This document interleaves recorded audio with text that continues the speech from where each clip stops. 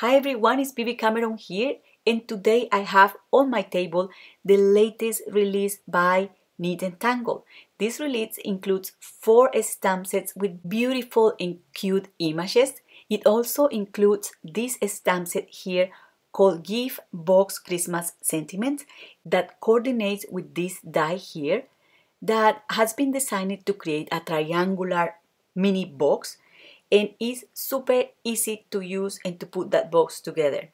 Another die in this release is this one here, designed to create a super cute treat holder.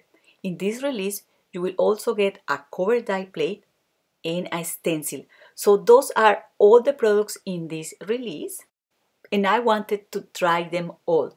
So I stamped the images using Memento black ink, and I colored them with Copics to put together these super simple cards. And I also want to share with you ideas to use mirror cardstock and glitter paper more often in your paper craft projects. You can heat emboss sentiments on mirror cardstock and they look really sharp and nice, like in this card here.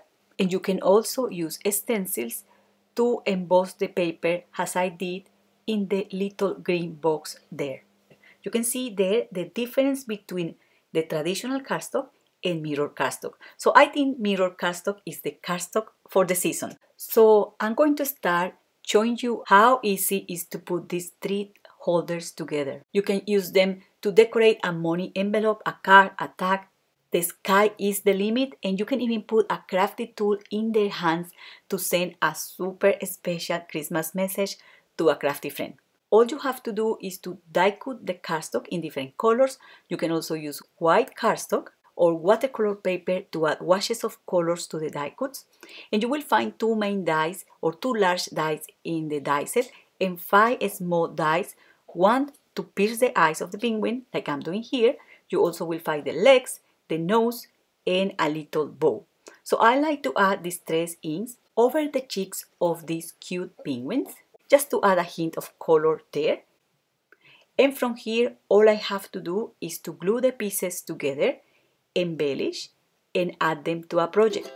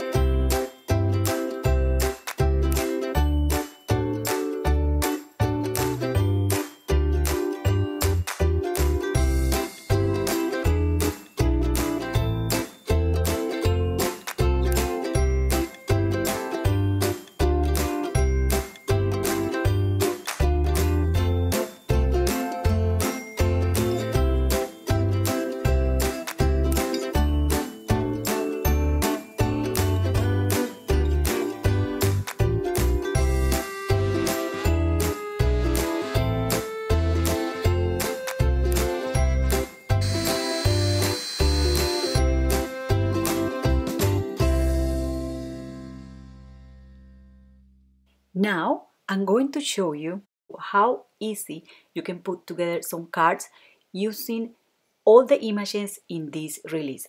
So I just fold a piece of paper to create a C6 card base, and then I create a mask using a circle die. This could be done in any size, and I grab a piece of cardstock and I just stir the paper like so to create another mask. And I'm going to start adding ink using a sponge. You can use any blending tool you have to do this.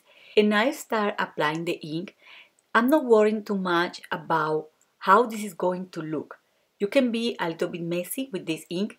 It doesn't really matter.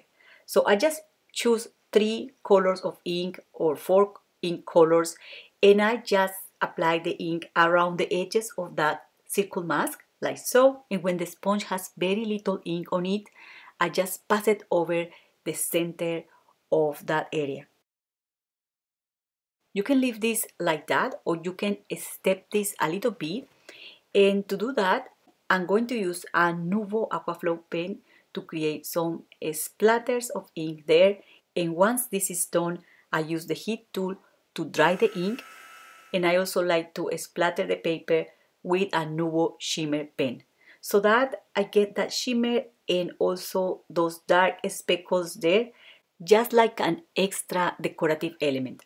So I do this in many different ways, and you would be surprised how many shapes you get from these, or how easy it is to create a background like that. It's not the first time I do this. I do this very often. I have another videos here in my channel also showing very easy masking techniques with a piece of paper like this, so that you can create that kind of landscape there. Honestly, every time you do this, you will have different results. Then I splatter the paper with a dark ink, I dry the paper, and I splatter the paper with a Nuvo shimmer pen. You can also experiment with different ink combinations. You know that distress oxide ink or distress ink in general, they blend nicely, even if you put together the most crazy color combos. So that's not going to be a problem. And another thing is that if you don't want to use any shimmer pen or anything, you can also spray water on these little backgrounds, and then you can lift that ink, creating also a texture there. Another thing you can use is a Nuvo Midas Touch pen, and with this one you will add a golden shimmer to the background. So for the images, I just grab all the stamps, I put them in my stamping platform, and I use Memento black ink to stamp this, just because I'm going to use Copic markers to add colors. To get very crisp images, I stamp 2 or 3 times. I'm not going to show you that because I want to be very quick in this video. And I added colors to the images out of camera. All I have to do here is to lay my images in any way I found convenient for me. And because these stamps are so clever, it will be very, very easy to put these images together to create a little scene. You can stamp extra images on those backgrounds, die cut them, stamp a sentiment directly on that background, or also add a die cut sentiment. You can also add sequins, Nuvo drops, crystal glaze, or any other accent to these panels. And for this card, I also heat emboss a piece of red mirror cardstock with white embossing powder, and I got that nice and sharp sentiment as well. I'm loving stamping on mirror cardstock. It gives you a very cool look.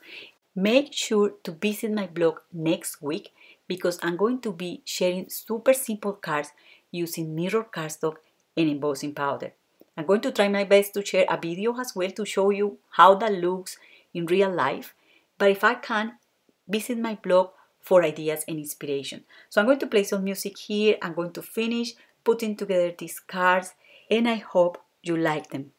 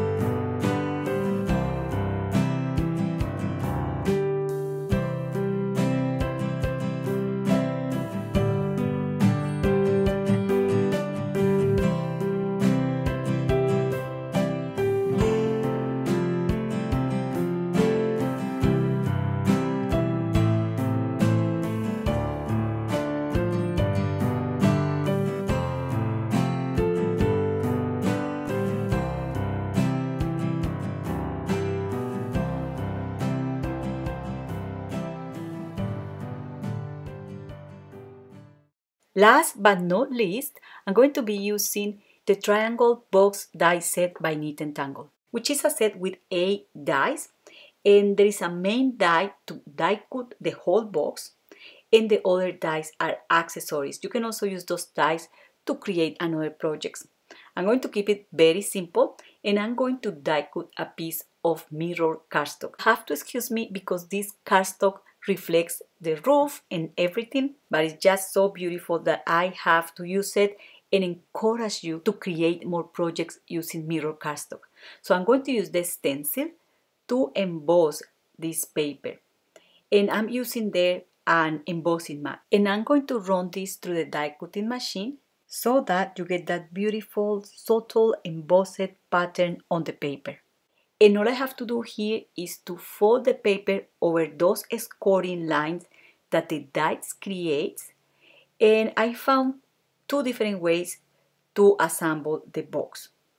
One is going to allow me to close the box like this, and the other one is going to allow you to create the flap at the top of the box. But if you have this die, you can start playing with it to see in how many other ways you can put the box together. So from here, you can embellish these boxes in any way you want. You can also die cut the box to have a window on the box so you can see what is inside the box, and that will be super beautiful. And there is a stamp set in this release that I could not use today, and it's this one here, and it's just because I wanted to add also an image on the box, so I missed the chance to use it today, but it's very versatile. You can also use it with the gift card box die from a previous release. It coordinates perfectly with that one. You can also use it on tags or cards. And before I forget, you can also use the little triangle boxes as ornaments for your Christmas tree. So you can easily add also twine to this, and you will be done. So, well, the sky is the limit, and that's all for today. I hope you enjoyed this video. Do not forget to subscribe to this channel or visit the blog for ideas and inspiration. The links to the blog are in the video description, together with additional links and supply list. Thank you very much for watching, and happy crafting. Bye!